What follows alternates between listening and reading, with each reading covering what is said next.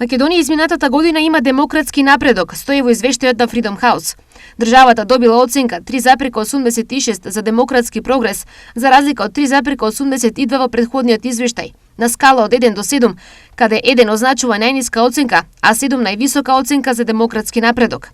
Во категоријата национално демократско владење, државата добила оценка 3,5, за изборен процес 4,5, за граѓанско општество 4,75, за независни медиуми 3,50, за локално демократско управување 4,25, за судска рамка и независност 3,25, додека за корупција била оценета со 3,25. Извештајот кој го мери демократскиот напредок на државите во транзиција за период од 1 година нотира дека во Северна Македонија силна политичка поларизација и парламентарните блокади го попречиле усвојувањето на законодавството на национално ниво, но оти прогресот на локалните власти во однос на транспарентноста, граѓанското учество и меѓуопштинската соработка имал забележително позитивно влијание врз демократијата и исполнувањето на јавни услуги.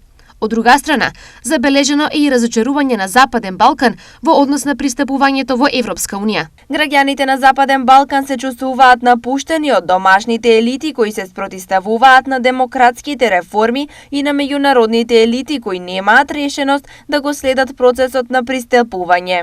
Пишува во извештајот. На прашањето дали протестите кои се одржуваат во Белград може да доведат до поларизација во Србија, како и во Црнагора и Северна Македонија, Александра Карп од Freedom House изјави: "Не сакам да шпекулирам премногу за исходот од протестите и каков правец тоа би можело да ја одведе земјата, но мислам дека тие се забележителни и бројките се најзначајните што сме ги виделе во Белград во многу години."